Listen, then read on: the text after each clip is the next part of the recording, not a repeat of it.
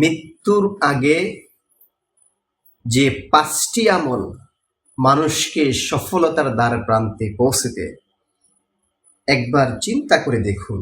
যেদিন আমাদের চোখ বন্ধ হয়ে যাবে, যেদিন দুনিয়ার সব সম্পর্ক ছিন্ন হয়ে যাবে, সমস্ত ব্যস্ততা ছেড়ে আমরা একা হয়ে যাব, সেদিন আমাদের সাথে যাবে কি যাবে? আপনার ছেলে মেয়ে, আপনার স্ত্রী পুত্র, আপনার বাড়ি গাড়ি, আপনার দ্বন্দ্বলত, আপনার জায়গা সম্পত্তি, সেগুলি কি যাবে? না, সেগুলো কিন্তু আমাদের যাবে না। যাবে কি? যাবে শুধুমাত্র নেক আমল, যাবে শুধুমাত্র আমল। প্রিয় দিনী ভাই ও বোনেরা, তাই আজকের এই ভিডিওটি খুবই গুরুত্বপূর্ণ হতে চলছে। এজন্য আমি সকলকে অনুরোধ করছি ধৈর্য সহকারে সম্পূর্ণ কথাগুলি শুনবার জন্য। প্রিয় দিনী ভাই ও বোনেরা, আমরা সবাই জানি মৃত্যু এটি চিরন্তন সত্য, অনিবার্য একটি সৃষ্টি। আল্লাহ পাক রব্বুল আলামিন কোরআন কারীমে ইরশাদ করেছেন, কুল্লু নাফসিন যায়িকাতুল মাউত, সমস্ত প্রাণী মৃত্যুর স্বাদ গ্রহণ করতে হবে। মৃত্যু থেকে কেউ পালাতে পারবে না।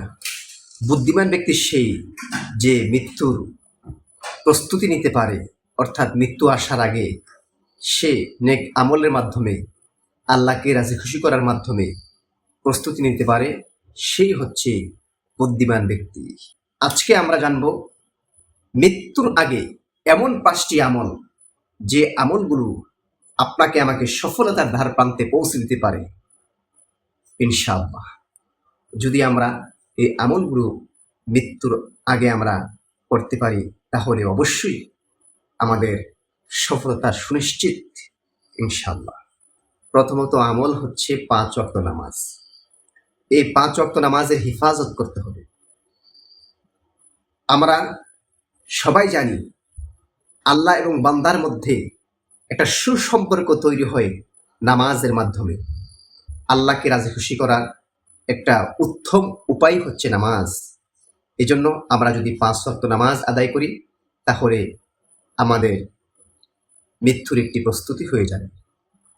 দ্বিতীয় যে আমল, সেটি হচ্ছে বেশি থেকে বেশি পরিমাণ তাওবা করতে হবে, ইস্তেগফার পাঠ করতে হবে।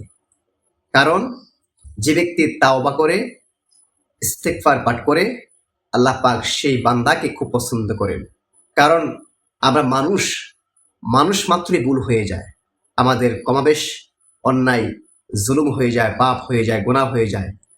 গুনাহগার ব্যক্তির মধ্যে ওই ব্যক্তি সবচাইতে উত্তম, যে নাকি গুনাহ করার পরে অনুশোচনা করে আল্লাহর কাছে খালেস তাওবা করে। তাওবা করলে আল্লাহ পাক রব্বুল আলামিন ওই বান্দার সমস্ত জীবনের গুনাহগুলি মাফ করে দেন। আল্লাহ পাক রব্বুল আলামিন এ সম্পর্কে ইরশাদ করেছেন, তুবু ইলাল্লাহি জামিআন আইয়ুহাল মুমিনুন। ও মুমিনগণ, তোমরা সবাই আল্লাহর কাছে তওবা করো। আল্লাহ পাক রব্বুল আলামিন সূরা নূর 31 নম্বর আয়াতে কারিমার মধ্যে এই কথা ব্যক্ত করেছেন। তৃতীয় আমলের কথা বলবো, কোরআনের সাথে সম্পর্ক গড়া। এটি অত্যন্ত গুরুত্বপূর্ণ একটি আমল।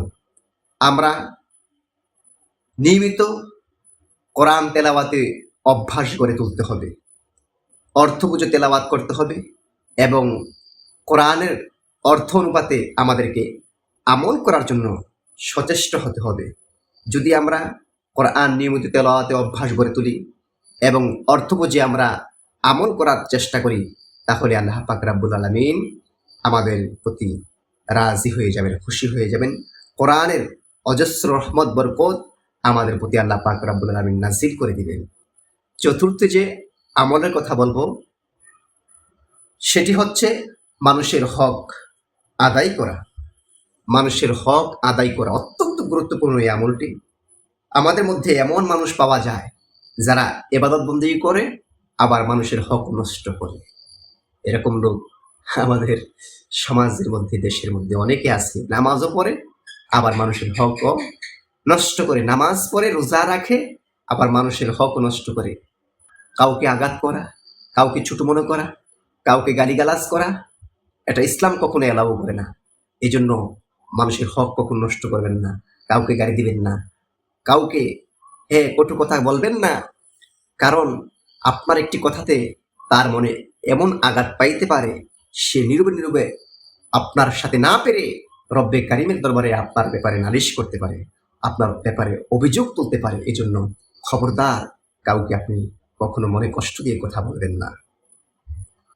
পঞ্চম আমলটা আরো গুরুত্বপূর্ণ আমল, সেটি হচ্ছে গোপনে ভালো কাজ করা।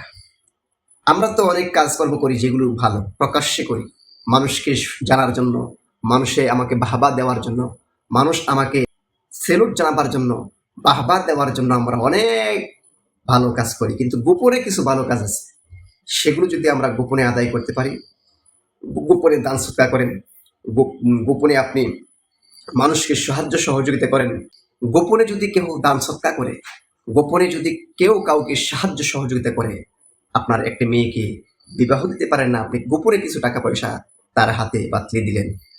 আপনার একজন খুবই অসুস্থ, আপনি গোপনে তাকে সাহায্য সহযোগিতা করলেন, সে মানুষের কাছে হাত পেতে পাততে চায় না, কারণ সে এরকম লোক নয়, গরিবও নয়, কিন্তু এখন সে মুসিবতের মধ্যে পড়ে গেছে। আপনি গোপনে তাকে কিছু টাকা পয়সা দিলেন, তার চিকিৎসা বাবদ কিছু খরচ দিলেন। তাহলে এই কাজগুলো যদি আপনারা এই গোপনে আদায় করতে পারেন, আল্লাহ পাক রাব্বুল আলামিন, পৃথিবীর কেউ জানলো না, কিন্তু আল্লাহ পাক রাব্বুল আলামিনের কাছে আপনি এত প্রিয় হয়ে গেলেন, এত প্রিয় হয়ে গেলেন, আল্লাহ পাক রাব্বুল আলামিন আপনার দুনিয়াতে কল্যাণ দান করবেন, আখিরাতের বিপদের দিনে আল্লাহ পাক রাব্বুল আলামিন আপনাকে বিপদ থেকে উদ্ধার করে দিবেন। সুবহানাল্লাহ।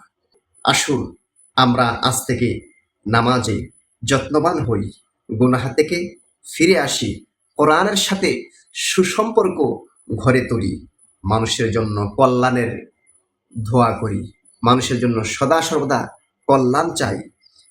আল্লাহ তাআলা আমাদের সবাইকে নেক আমল করার তৌফিক দান করুন। ওমা তৌফিক ইল্লা বিল্লাহ। আসসালামু আলাইকুম ওয়া রাহমাতুল্লাহি ওয়া বারাকাতুহু।